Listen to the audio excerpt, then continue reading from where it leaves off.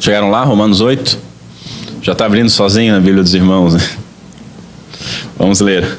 Diz assim a palavra do Senhor. Sabemos que todas as coisas cooperam para o bem daqueles que amam a Deus, daqueles que são chamados segundo o seu propósito. Porque os que de antemão conheceu, também os predestinou para serem conformes à imagem do seu Filho, para serem conformes à imagem do seu Filho, a fim de que ele seja o primogênito entre muitos irmãos. E aos que predestinou, a esses também chamou, e aos que chamou, a esses também justificou, e aos que justificou, a esses também glorificou. Até aqui. Vamos orar mais uma vez. Senhor Deus, nosso Pai, nos visita, Senhor, durante essa mensagem, com a iluminação do Teu Santo Espírito, para que nós possamos compreender, que possamos guardar em nossos corações, e que esse fechamento dessa série, onde nós estamos vendo a corrente de ouro da salvação, isso possa nos dar um ânimo redobrado, Senhor. Que nós possamos calibrar a nossa esperança com a esperança que está proposta a nós nas Tuas Escrituras. Nós possamos alinhar a nossa visão e manter os nossos olhos no Autor e Consumador da nossa fé, e que possamos começar a suspirar para a glória futura, por aquele dia onde nós não pecaremos mais, por aquele dia onde nós não teremos nenhuma distração, por aquele dia que será consumado tudo aquilo que Tu declarou sobre nós, aquele dia que nós te veremos como Tu és, nos enxergaremos como nós éramos, de que nós fomos transformados, então Te glorificaremos com os mais puros atos de louvor. Senhor, que a nossa vida possa estar acima dos nossos problemas, das nossas dificuldades. Que a nossa esperança não se resuma a pequenos benefícios nessa vida. Nos ajuda apesar das nossas debilidades, Pai. É o que te pedimos em nome de Cristo. Amém. Senhores, como eu falei, essa é a 6ª semana que nós estamos olhando para esses 3 versos. E esse é um tema que nós já falamos algumas vezes. Quando eu comecei aqui nessa comunidade com o curso de teologia, foram 8 aulas em cima desse tema, 8 aulas de 2, 3 horas cada uma. A época que eu preguei essas mensagens a primeira vez, foram 6 vezes, lá em 2016. Nessa mesma época eu havia pregado esse mesmo tema nas exposições do Breve Catecismo, e também abarcaram 6 ministrações. Agora nós retornamos ao Breve Catecismo nas quartas-feiras, e fica o convite para que os irmãos estejam juntos. Nós vamos falar então mais à frente, mais 6 vezes, talvez ainda esse ano, sobre esse tema. Então temos falado bastante a respeito desse tema. E diante de tudo isso, de tudo que foi exposto, de tudo que foi falado, de tudo que foi meditado, nós só podemos ter certeza de uma coisa, que nós nada sabemos a respeito disso. Nós sabemos muito pouco. Por mais que a gente tenha falado, explicado, estudado e lido, muito pouco nós sabemos ainda. Mas sabemos o suficiente para termos certeza, para termos confiança, para termos humildade, para termos uma dependência plena e completa da graça, daquilo que nos foi dado por intermédio de Cristo Jesus. Então, em primeiro lugar, eu gostaria de lembrar que aquilo que nós complementamos a corrente, essa chamada corrente de ouro da salvação, esses decretos salvíficos que estão descritos aqui em Romanos, né? Essas ações de Deus, aquilo que nós acrescentamos nas últimas 3 semanas, é também biblicamente revelado. Nós falamos sobre a adoção, E apesar de não estar descrito nesse texto, adoção, nós temos dois textos que foram usados, que é o de João capítulo 1 e Efésios capítulo 1. E nós temos aqui textos que nos auxiliam a iluminar o verso 29, que eu frisei, para sermos conformes à imagem do seu Filho, a fim de que ele seja o primogênito. Então aqui está implícito a nossa adoção. Se o unigênito não é mais unigênito, é primogênito, é porque existem outros irmãos, existem outros filhos. Então a adoção está aqui.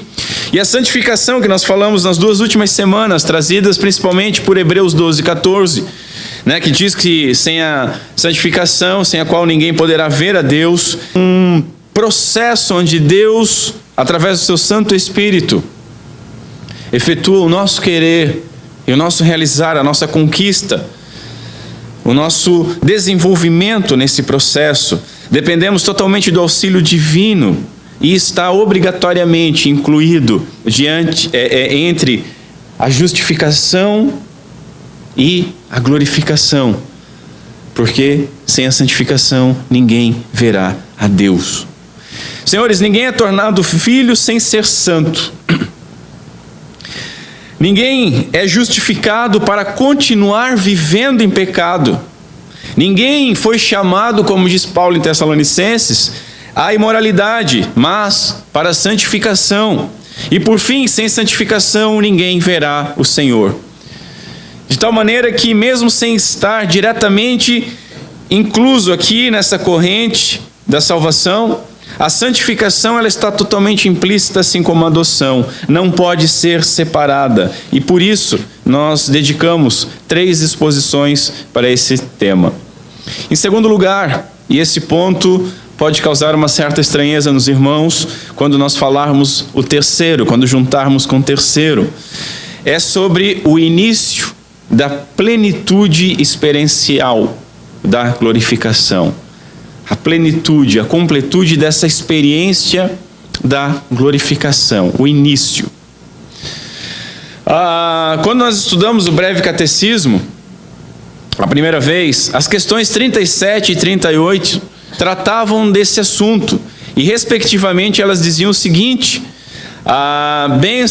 falavam sobre bênçãos que os fiéis recebem na morte e bênçãos que os fiéis recebem na ressurreição. Então nós, filhos de Deus, quando morremos, somos abençoados. E na ressurreição seremos novamente abençoados. Na morte, a alma do fiel é aperfeiçoada em santidade. E imediatamente ela entra no gozo do Senhor, ela entra na glória. E na ressurreição, esses fiéis serão ressuscitados em glória, num corpo incorruptível, em carne. Aprendemos que não há um estado, como alguns dizem, um estado de sono, um desligamento da pessoa, um stand-by entre o momento da morte e o momento da ressurreição, um estado intermediário, ou ainda aquela baboseira de purgatório, um estado onde o homem ele vai ser purgado pelos pecados que não foram purgados pela cruz. É estranho, deixa isso para lá, Não há isso. Filipenses capítulo 1, 23, quando Paulo, depois de dizer que viver é Cristo e o morrer é lucro, ele explica por que a morte é boa e por que nós não devemos temer a morte. Nós não devemos, como cristãos, olhar para a morte como algo a se temer, a se atormentar, algo a se evitar, até mesmo falar sobre isso, como se fosse algo escuro, terrível. Devemos reservar isso para os incrédulos. Aos incrédulos, sim, a morte é terrível. Aos incrédulos, sim, a morte deve ser evitada por todos os meios. Como A gente falou na semana passada, ou retrasada, da frase de John Owen: na morte termina o inferno do cristão. Até ali ele sofreu, até ali ele padeceu, até ali ele lutou com todas as forças para mortificar a sua carne. Até ali ele lutou entre agradar e desagradar a Deus. Até ali ele sofreu com as vicissitudes deste mundo, mas ali isso encerrou. Mas na morte começa o inferno do incrédulo. Ele pode ter gozado uma vida maravilhosa. Essa semana me embrulhou o estômago vendo um vídeo do filho do nosso ex-presidente, rodeado de prostitutas, zombando do dinheiro. E nós não devemos olhar essas coisas e invejar. Pode nos revirar o estômago, mas misericórdia. Porque ele está vivendo tudo que ele pode viver, ou achar que vive, de paraíso hoje. Mas não entrando Cristo Jesus naquela vida, ao findar essa vida, começa o verdadeiro inferno. Lembra quando nós falamos a respeito do cálice da ira de Deus? Sem misturas. É pura ira, sem misericórdia. E eles vão beber completamente. Mas a nós isso não deve causar tristeza. A morte não deve ser algo que nos apavora. A morte de um cristão, dos nossos entes queridos, deve ser algo que nós devemos olhar, claro, com a tristeza natural da separação. Não somos robôs, não somos aquele tipo de gente que, diante da morte, diz: não, está tudo bem. Piadista. Temos os nossos corações, os nossos sentimentos, choramos, nos emocionamos, sentimos saudade. Nós devemos enxergar a morte sobre um outro prisma. Falem o que quiser, cada um pode ter a sua opinião, eu tenho a minha e não interessa a minha opinião para os irmãos, a respeito de Billy Graham. Mas uma foto me chamou a atenção. O seu caixão sendo velado na corte americana, se não me engano, algo que só os presidentes recebem essa honraria. E o Trump fez questão de que ele fosse velado lá. Ele foi conselheiro de vários presidentes. E foi tirada uma foto da sua família ao redor do caixão, e uma família bem grande. E todos na foto estavam sorrindo. E, claro, os incrédulos já tiveram que zombar desse momento. Mas não havia tristeza. É assim que nós devemos encarar a morte. Dei essa volta toda, vamos voltar para o texto. Viver é Cristo e o morrer é lucro. Agora, por que isso é importante, que nós devemos prestar atenção? Porque Paulo explica o porquê que a morte é boa ali em Filipenses. Ele diz o seguinte: tendo o desejo de partir e estar com Cristo. Estar com Cristo. E aí nós vemos os cristãos indo à igreja e cantando que mais perto quero estar, ainda que seja dor. Cantando que querem viver para o Senhor, que querem abrir mão de tudo, mas temem a morte. E pior que isso, não temem somente a morte, mas temem a perda de qualquer conforto pelo nome do Senhor. Temem a vergonha. E se envergonham do nome do Senhor. Tendo o desejo de partir e estar com Cristo. E aí Paulo coloca os seguintes termos: o que é incomparavelmente melhor. Será que isso é verdade para nós? Incomparavelmente melhor. Ele não diz que aguardará. Eu não quero nem chamar a atenção agora pelo incomparável de estar com Cristo. Mas Paulo não está dizendo que aguardará, mas que no caso de ele morrer, que é lucro, ele está com desejo de partir e estar com Cristo. E nós temos que entender isso. Ele não está dizendo: olha, morrer é lucro e quando eu morrer eu vou aguardar o tempo da ressurreição, quando eu vou estar com Ele. Não, ele não dá esse hiato de tempo. Ele diz estar com Cristo, o que encontra base na promessa de Cristo, ao ladrão da cruz, a qual muitas pessoas se debatem com aquilo. Hoje ainda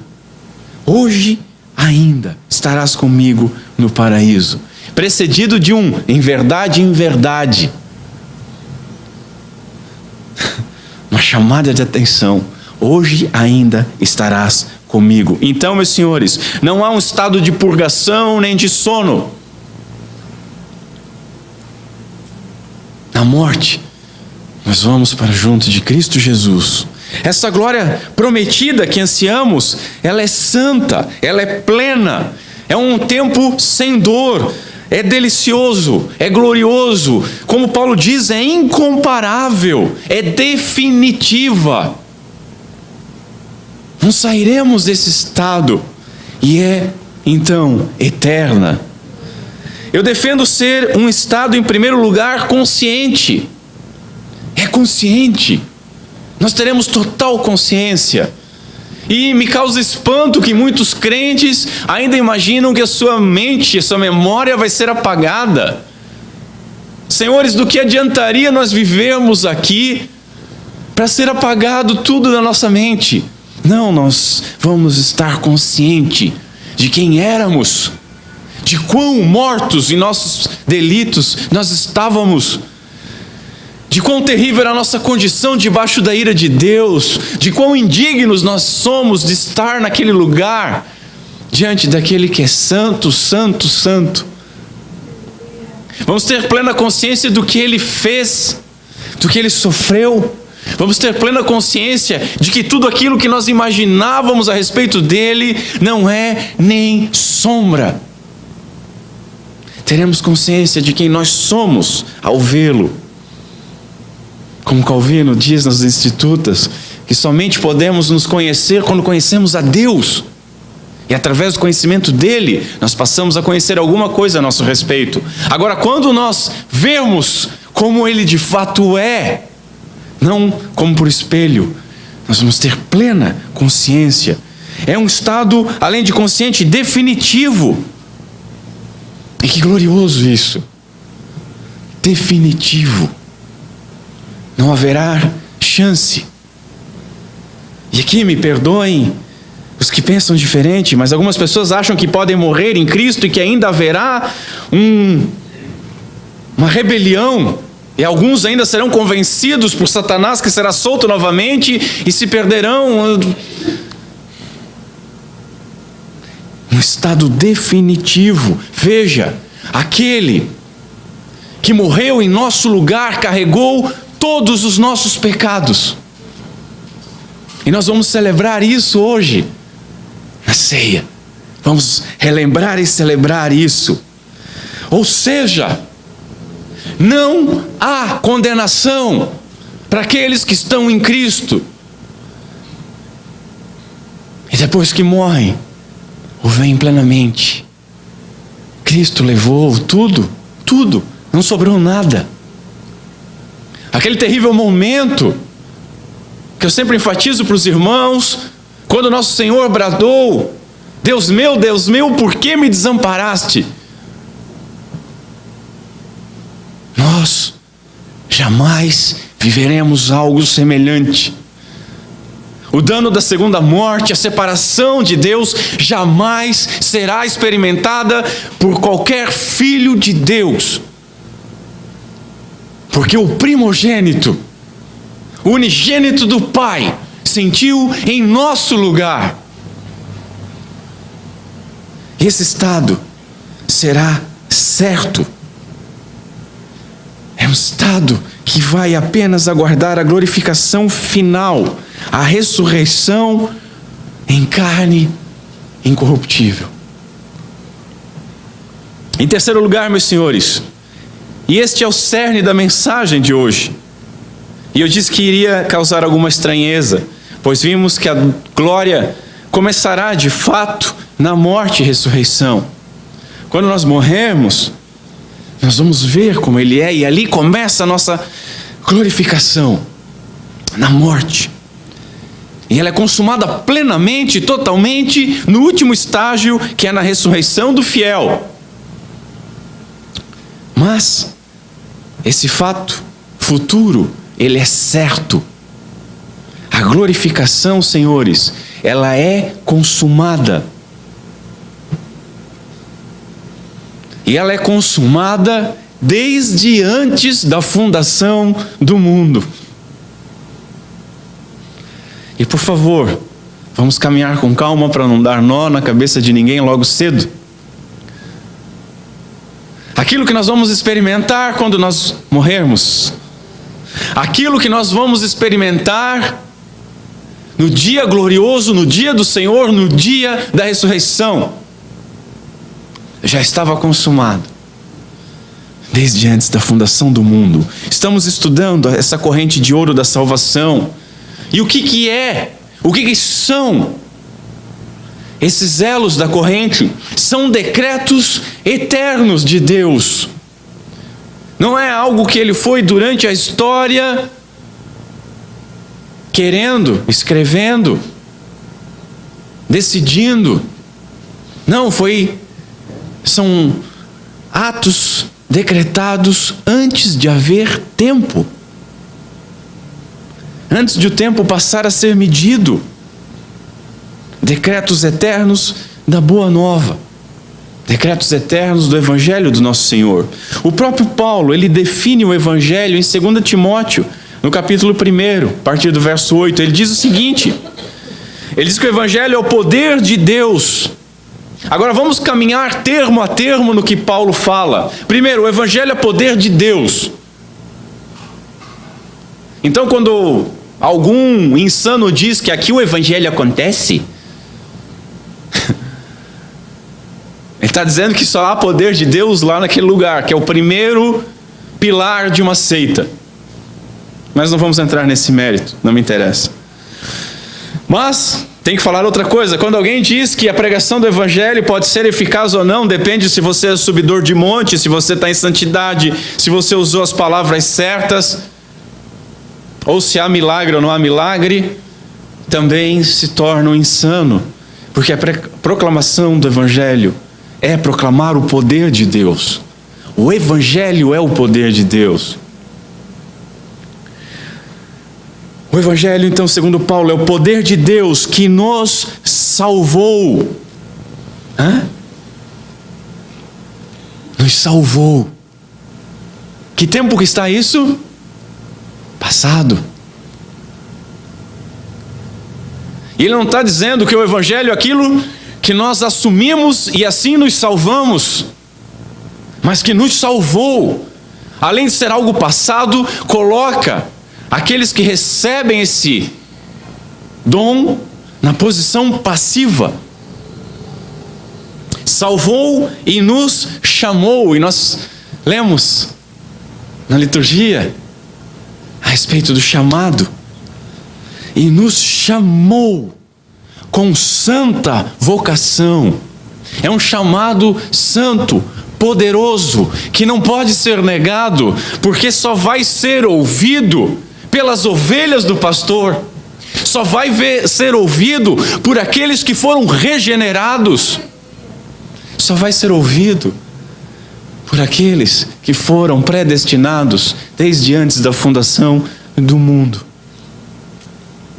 Nos chamou com santa vocação, mas continua, não segundo as nossas obras. E se tem uma coisa que eu gosto muito de ler, é quando as nossas obras são colocadas para baixo.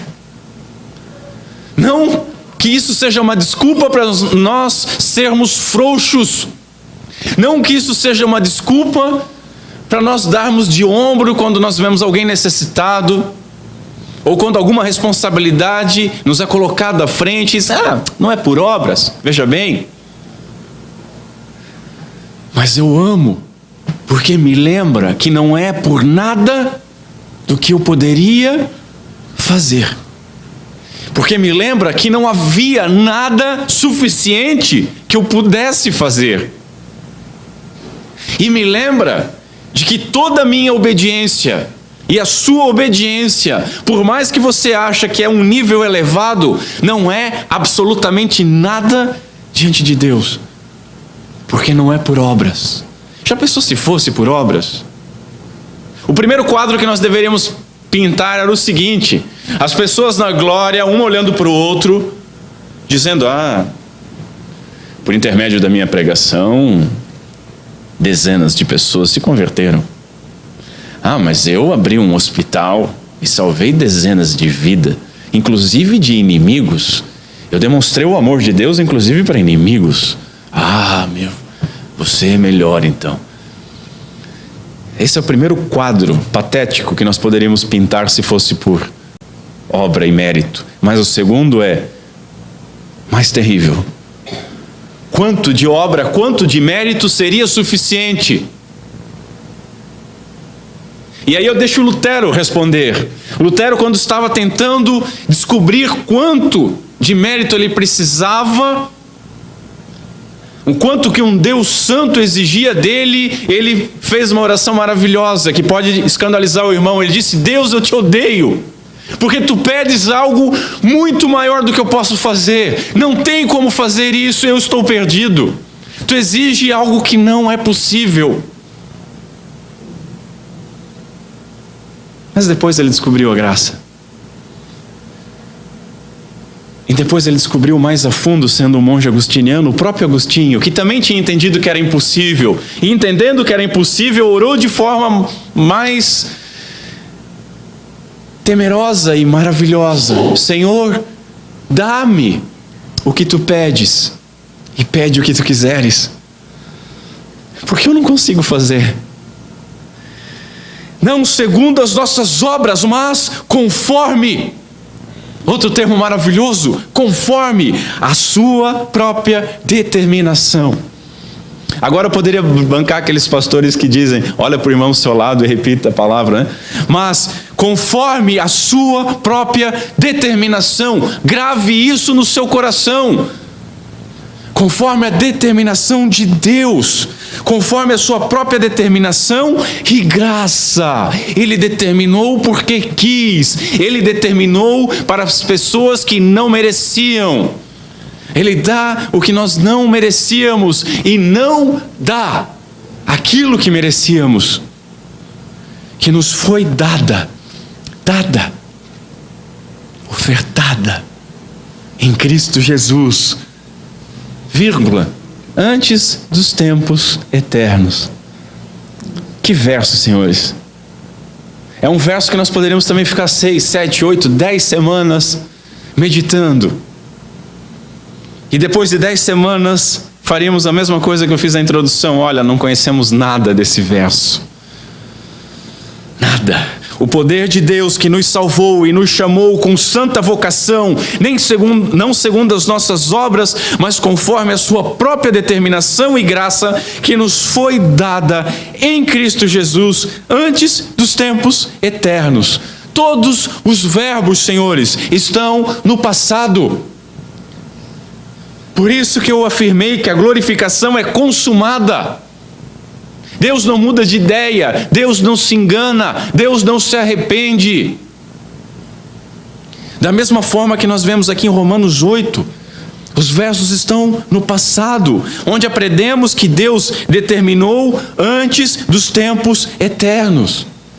Ou seja, é certo, é determinado, é consumado. Veja, Ele predestinou, regenerou, chamou, justificou, adotou e também glorificou.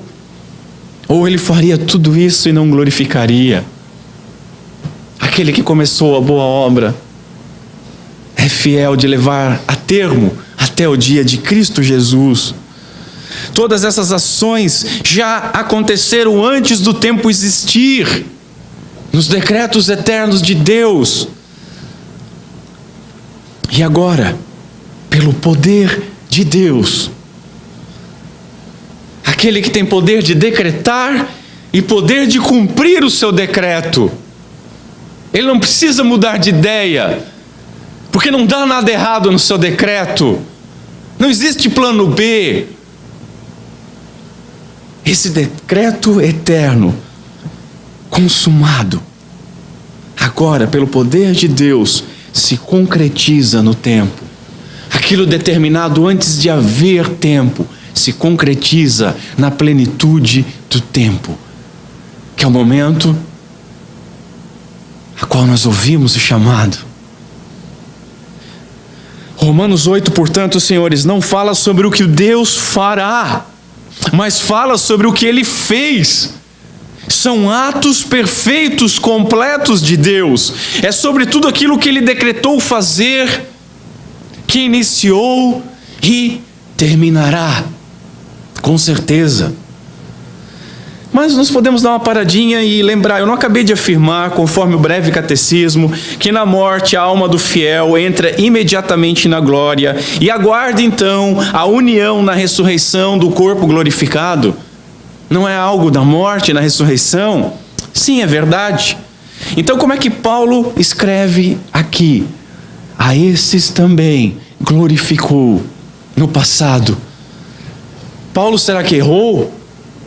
Será que Paulo, já não enxergando bem, ou ditou errado, a amanuense dele escreveu errado, e nós temos, sabe aquele pessoal que gosta de ficar dizendo, vocês usam tal versão da Bíblia, são hereges, porque eu descobri. Será que aqui é mais um desses erros, ou tem algum problema nesse verso, ou tem algum problema nessa tradução? Não, meus senhores, não tem problema, porque na mente de Deus, isso já foi feito. E aquilo que está na mente de Deus, veja, Deus não sonha como cantam alguns. Aquilo que Ele decretou em sua mente vai acontecer. E nada vai acontecer que não tenha sido decretado por Deus. Toma aí o meu determinismo bíblico. Nas determinações dele, a ordem já foi dada. O que precisava ser feito já foi feito. É tão certo quanto a justificação, ou os irmãos não acreditam que foram justificados? Acreditam. E aqui está escrito, justificou, assim como predestinou, assim como chamou. Passado. Da mesma forma, glorificou no passado. Esse é o ponto, senhores. A glorificação é uma obra consumada. Paulo escreve desta forma para termos uma confiança inabalável. Afinal de contas, você pode imaginar que a sua vida é sofrida. Você tem dificuldades, você é traído, você é enganado, você é humilhado, você é roubado. Você tem necessidades, você tem sonhos que não foram cumpridos. Você tem consequências dos seus erros que você está carregando. Você foi iludido, você se auto-ilude muitas vezes. Nós temos uma vida complicada. Mas não podemos comparar a complicação da nossa vida com as vicissitudes de Paulo. Ainda não fomos presos pelo Evangelho. Ainda não recebemos algumas chibatadas no lombo. Ninguém aqui que eu saiba foi apedrejado. Ninguém aqui que eu saiba foi morto. Então Paulo nos escreve essas coisas para que nós tenhamos a confiança que ele tinha. Uma confiança inabalável. Martin Lloyd-Jones, ele escreve o seguinte: o argumento do apóstolo é que assim como sabemos com máxima certeza que fomos chamados e justificados, podemos estar igualmente certos da nossa glorificação. Nada, friso isso, nada pode impedi-la, porque faz parte do propósito de Deus quanto a nós. Que glorioso! Vamos usar um pouquinho de lógica que eu aprendi, 2 linhas de lógica, eu só uso isso agora. Nada pode impedir que nós sejamos glorificados, nada. O antônimo disso é tudo, e ninguém imagina isso, né? Que tudo pode impedir. Na realidade, tudo poderia impedir, mas com o poder de Deus, nada pode impedir. Agora, a negação disso, e muitas pessoas negam o Evangelho, é quando elas dizem que alguma coisa pode impedir. A negação de nada, de tudo, é alguma coisa. Sabe? Quando você diz, olha meu amigo, nós estamos na mão do Pai, e da mão do Pai ninguém pode nos tirar. Ah, mas e se eu sair? Se você sair, tá certo. Você é alguém, né? Você é alguém.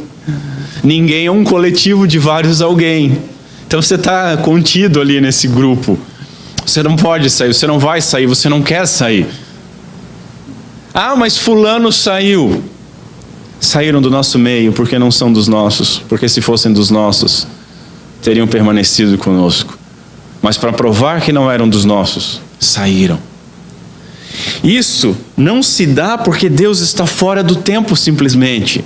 Essa certeza de que a glorificação é algo consumado não é, isso é um argumento raso. Não, veja bem, Deus está fora da linha do tempo, então ele olha isso por fora e ele analisa por fora. Ainda que certo, é o argumento mais raso. O significado é que a glorificação já se consumou, mesmo que só se completando no futuro, quando nós vamos a experimentar. O propósito de Deus em glorificar, senhores, é tão completo quanto de eleger, de chamar, de justificar e de adotar. Ele é completo. Por isso que quando nós batizamos uma criança, nós dizemos que pode ser sinal e selo. Sinal é para todas, mas pode ser selo também.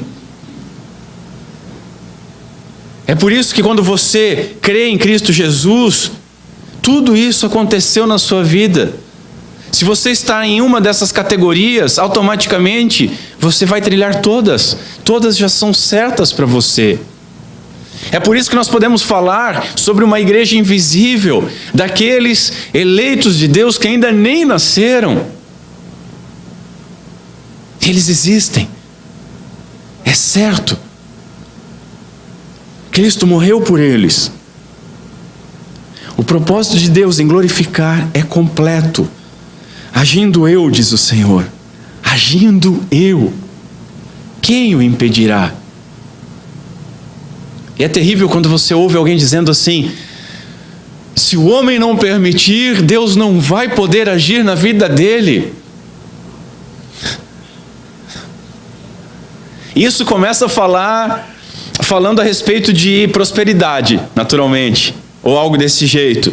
Se você não fizer alguma coisa, ação e reação, Deus não vai fazer. Mas aí se você espirrar dizendo, eu sou reformado, a pessoa vai dizer, não, mas se não houver uma permissão nossa, Deus não pode nos salvar. Deus não vai nos levar pela orelha. Agindo eu, diz o Senhor, quem impedirá? É algo pré-determinado, certo, consumado, principalmente irrevogável. Irrevogável. Todos os predestinados, chamados, justificados, são adotados, são glorificados. Embora alguns ainda serão adotados, não chegou a plenitude do tempo da salvação na vida deles. E embora todos nós aguardamos a glorificação final. Se nós estamos em alguma dessas posições, como eu já falei, estamos em todas. Quarto lugar, devemos ainda ver o que é esta glorificação. É quando seremos definitivamente libertos. Definitivamente libertos. Libertos completamente de todo o efeito e de toda a consequência do pecado que nos atingiu e envolve a nossa natureza carnal. É algo que a gente pode talvez fazer um paralelo com aquelas coisas que nós cantamos e que é mentira. Que nós não conseguimos experimentar. É fácil alguém escrever num papel, a gente pode cantar. Quero viver nos teus átrios. Mas não demora muito, porque eu tenho que fazer almoço. Minha barriga está roncando, eu estou com sono. Eu esqueci ontem que hoje era o Shabá e fui dormir tarde, mas eu quero viver nos teus átrios. Coisas desse tipo. É experimentar de fato isso. Experimentar isso sem a nossa natureza corrompida. Conforme 1 Coríntios 15, é quando a corrupção, aquilo que foi corrompido, ressuscita em incorrupção. A desonra em glória, a fraqueza em poder, o natural em espiritual. Portanto, o que herdamos pela queda de Adão, que era nosso representante federal, e com ele todos nós caímos, o que nós herdamos em Adão será substituído pelo que nós herdamos de Cristo, o segundo Adão. Co-herdeiros em Cristo Jesus. Que palavras, senhores. Verso 17, ora, se somos filhos, se somos filhos, somos também herdeiros, herdeiros de Deus e co-herdeiros com Cristo. Se com Ele sofremos, também com Ele seremos glorificados. Isso é que te dá ânimo. Entender isso faz com que você ultrapasse qualquer vale de lágrimas sem preocupação. Você pode dar 10 voltas ao redor da igreja, gritando, cantando, falando alguma coisa estranha. Mas a primeira topadinha que você dá lá fora, nem levantou a unha do mindinho, você já está igual Jonas, quando Deus matou a folha que estava, a planta que estava cobrindo ele do sol. Ah, eu quero morrer! Mas quando você compreende o que nos está proposto, viver é Cristo e morrer é lucro. Nossa breve e momentânea tribulação vai redundar em peso de glória, que é incomparável, diz Paulo. Quer ver? Vamos ler 1 Coríntios. Se o irmão quiser abrir, abra 1 Coríntios. 1 Coríntios 15. E deixa aberto. 1 Coríntios 15, verso 42. Vamos parar de falar um pouco de mim e falar um pouco do que o Senhor fala. 1 Coríntios 15, verso 42. Diz o seguinte a palavra do Senhor. Vou tentar ler sem dar ênfase aos termos, o que é difícil. Para os irmãos não perderem a paciência comigo. Chegaram lá? Diz assim a santa palavra. Pois assim também é a ressurreição dos mortos. Semeia-se o corpo na corrupção, ressuscita na incorrupção. Semeia-se em desonra, ressuscita em glória. Semeia-se em fraqueza, ressuscita em poder. Semeia-se corpo natural, ressuscita corpo espiritual. Se há corpo natural, há também corpo espiritual, pois assim está escrito. O primeiro homem, Adão, foi feito alma vivente. O último Adão, porém, é espírito vivificante. Mas não é primeiro o espiritual, e sim o natural, e depois o espiritual. O primeiro homem formado da terra é terreno, o segundo homem é do céu.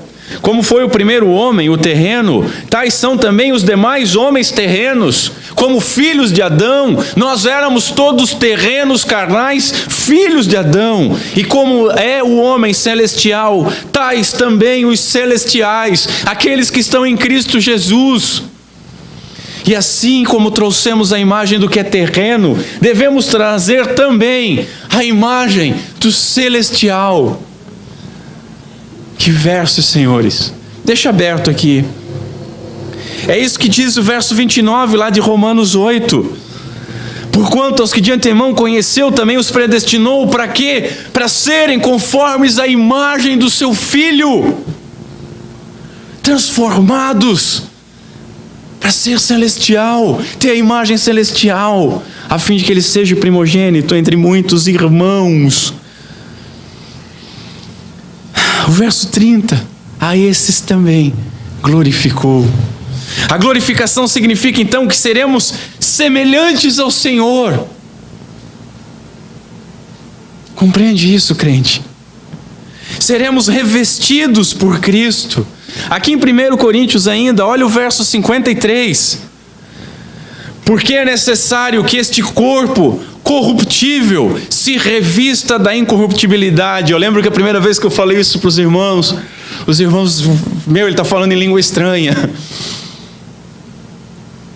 É necessário que o corruptível se revista da incorruptibilidade e que o corpo mortal se revista da imortalidade. E quando esse corpo corruptível se revestir de incorruptibilidade e o que é mortal se revestir de imortalidade, então se cumprirá a palavra que está escrita: tragada foi a morte pela vitória.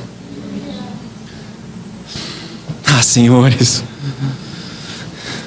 deixa ali em Coríntios, eu vou abrir lá em 1 Timóteo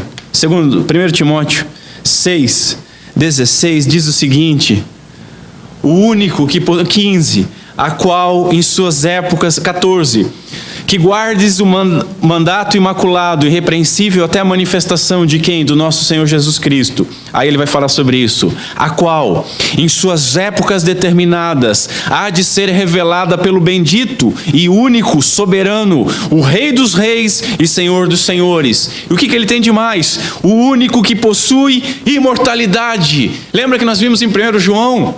Ele é a vida. Ter a vida eterna é ter Ele. Ele não vai dar alguma coisa, é ter Ele, é estar nele. Ele é a vida. Ele é a verdade que conduz a vida, o caminho que conduz a vida. Ele é a vida, o único que possui imortalidade, que habita em luz inacessível, a quem homem algum jamais viu, nem é capaz de ver. A Ele honra e poder eterno. Amém. Agora, ligando isso de novo com o que nós lemos, é necessário que este corpo corruptível se revista da incorruptibilidade e que o corpo mortal se revista da imortalidade. E quando esse corpo corruptível se revestir de incorruptibilidade e o que é mortal se revestir de imortalidade, então se cumprirá. Entenderam? Se revestir. Lembram do Éden? Lembram do Adão caído, envergonhado, fedendo a pecado, com vergonha do seu estado? Primeiro um animal foi sacrificado, um cordeiro foi morto, não há remissão de pecados sem derramamento de sangue. E aí a pele desse animal cobriu Adão e Eva. Nós não podemos nos cobrir com a nossa justiça, com a justiça de Cristo, do Cordeiro de Deus, que tirou o pecado do mundo. A nossa mortalidade e corruptibilidade vai ser revestida. Nós o veremos, nós seremos como Ele, estaremos nele e Ele estará em nós. Devemos ser revestidos dele, da imortalidade que é Cristo e possui aqueles que estão em Cristo. Seremos incorruptíveis como Ele é. Os irmãos lembram lá de 1 João? Vede que grande amor nos tem concedido o Pai, a ponto de sermos chamados de filhos. E de fato, somos filhos de Deus. 1 João 3, verso 1. Por essa razão o mundo não nos conhece, porquanto não conheceu Ele mesmo. Amados, porque a gente se desespera. Eu sou filho, mas eu vejo ainda corrupção. Eu desejo coisas que não são boas, eu penso coisas que não são boas, e vira e mexe eu faço coisas que não são boas. Amados, agora, somos filhos de Deus, e ainda não se manifestou aquilo que haveremos de ser. Ainda não se manifestou aquilo. Sabemos que quando Ele se manifestar, seremos semelhantes a Ele, porque haveremos de ver como Ele é, e seremos semelhantes, transformados, revestidos. 1 Coríntios, de novo, 13, diz o seguinte: porque agora vemos como por espelho, de forma obscura. E espelho não é aquele espelho que você tem na sua casa, que você olha ali bonitinho, né? E você fica na frente dele dizendo: você é uma bênção. Não é daquele jeito. Era um metal polido. Aquilo era...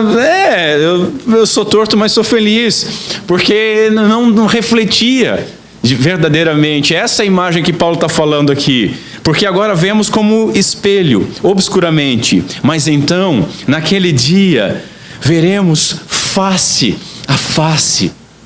Face a face. Agora, continua Paulo, eu conheço em parte. Presta atenção nos termos e na construção da frase. Agora eu conheço em parte. Então, conhecerei como também sou conhecido. Agora eu conheço em parte, mas naquele dia eu vou conhecer o Senhor como eu sou conhecido. E como que você é conhecido? Lembra do Salmo 139? Nós estamos falando aqui sobre as coisas que foram propostas para nós desde antes da fundação do mundo, desde antes de haver mundo. Mas o 139 nos fala a respeito do corpo sendo modelado, de ser desnudo diante de Deus, de antes que o nosso pensamento nos chegue, Deus já conhecer todos eles. E dessa maneira nós vamos conhecê-lo. Então conhecerei como também sou conhecido. Seremos semelhantes a Ele. Haveremos de vê-lo como Ele é. Estaremos nele. Seremos um com Ele, como Ele é com o Pai. O que a gente não leu esses dias todos, vamos ler hoje. João 17. A partir do verso 20. Só anota, procura, lê depois. Diz o seguinte: não rogo somente por estes, mas também por aqueles que vierem a crer em mim por intermédio da sua palavra. Conseguiu se enxergar aqui? A oração sacerdotal foi dirigida primeiramente para os seus discípulos, para os apóstolos que fundaram a igreja. E aí ele diz na sua oração: não rogo somente por estes, mas também por aqueles. Aqui está você, aqui eu estou. Continua: a fim de que todos sejam um. E como és tu, ó Pai, em mim e eu em ti, também sejam eles em nós, para que o mundo creia que tu me enviaste. Eu lhes tenho transmitido a glória que me tens dado, para que sejam um como nós somos. Veja, eu lhes tenho transmitido. É agora também, nós experimentamos isso. Lembra que falamos semana passada que a santificação é a semente da glória? Hoje nós não estamos falando da semente da glória, mas da glorificação consumada. Eu neles, tu em mim, a fim de que sejam aperfeiçoados na unidade, para que o mundo conheça que tu me enviaste e os amaste, como também amaste a mim. Como também amaste a mim. Você tem noção? Pai, a minha vontade é que onde eu estou, estejam também comigo os que me deste, para que vejam a minha glória que me conferiste, porque me amaste desde antes da fundação do mundo. Ver como Ele é, ser revestido dEle, estar nele, ser conhecido e conhecê-lo. Isso nos leva ao meu último ponto. Na questão 38, ainda do breve catecismo, a resposta fala da glorificação na ressurreição. A glorificação na ressurreição. E isso remete automaticamente para a primeira questão do breve catecismo.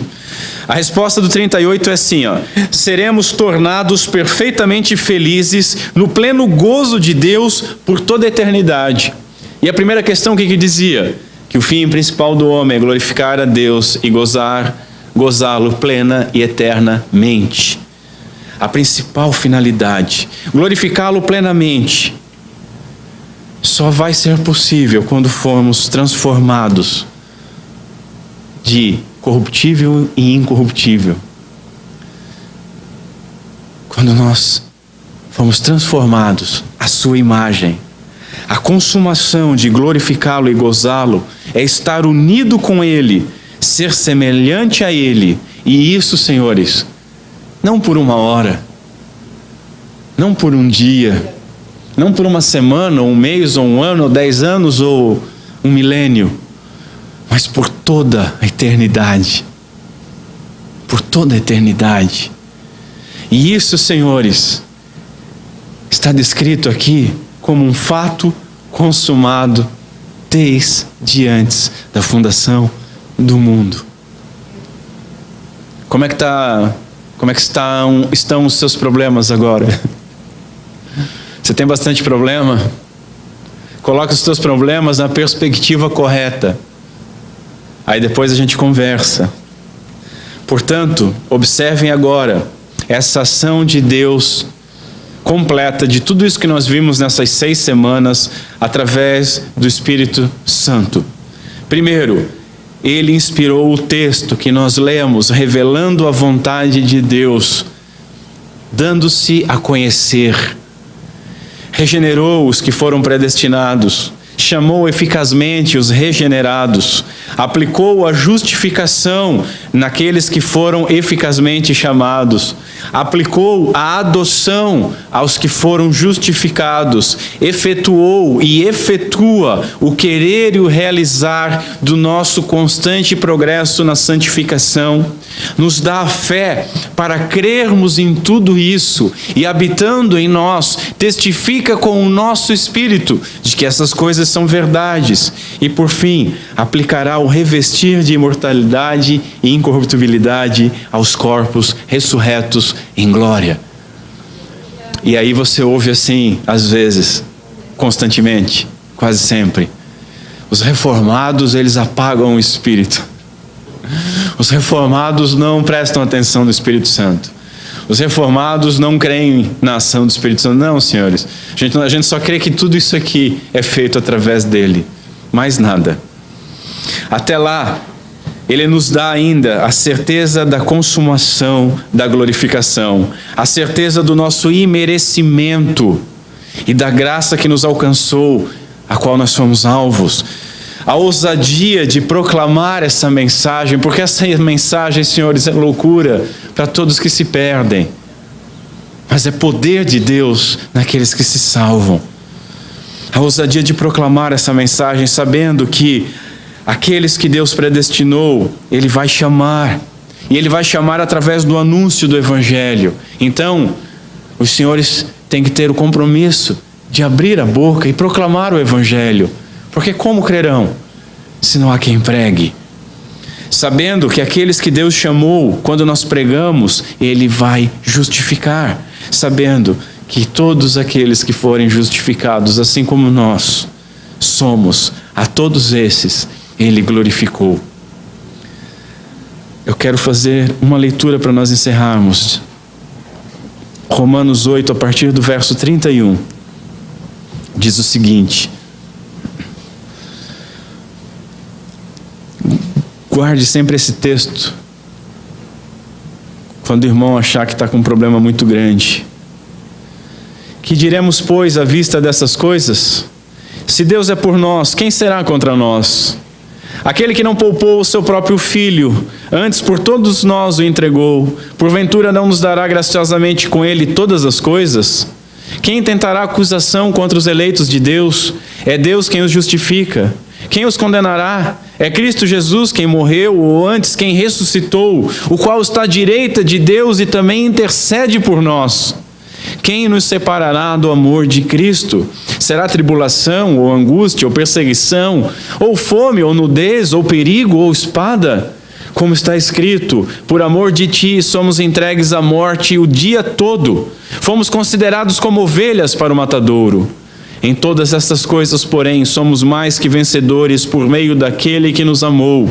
Porque eu estou bem certo de que nem morte, nem vida, nem os anjos, nem os principados, nem as coisas do presente, nem do porvir, nem os poderes, nem a altura, nem a profundidade, nem qualquer outra criatura poderá separar-nos do amor de Deus que está em Cristo Jesus, nosso Senhor.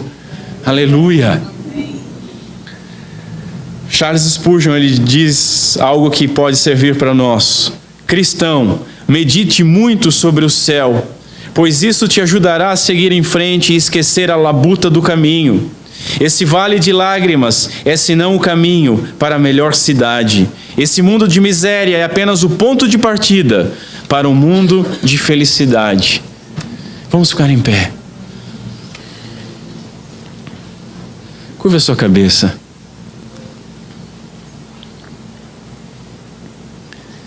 Senhor Deus, nosso Pai, o que nós vamos dizer diante dessas coisas? O que poderíamos falar, Senhor?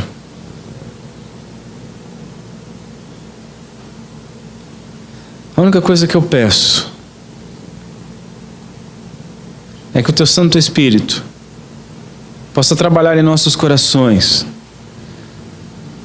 e forjar em nossa vida um espírito de contentamento e de gratidão.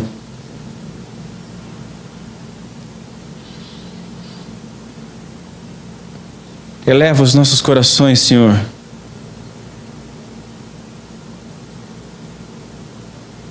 à Tua presença. Que os nossos olhos sejam mantidos firmes no Autor e Consumador da nossa fé. Que essa certeza que vem da Tua palavra norteie o nosso caminho, norteie as nossas orações, norteie as nossas atitudes, norteie tudo aquilo que nós cremos.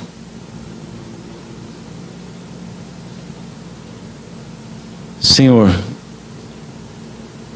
que nós possamos diariamente,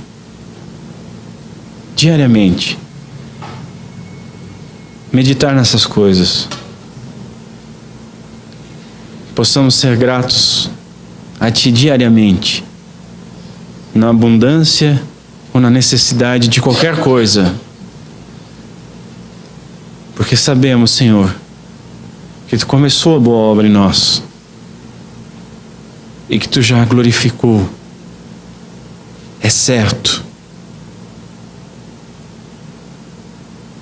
Nos ajuda, Senhor. Que se isso se tornar certo e verdadeiro em nossos corações, se nós tivermos a ousadia de nos declararmos cidadãos dos céus, nós possamos nos preparar num caminho de glorificação ao Teu santo nome, de obediência à Tua palavra e de amor aos nossos irmãos. Glorifica, Senhor, o nome do Teu Filho em nosso meio. E obrigado por tudo que Tu fizeste e que nós aguardamos receber. Amém.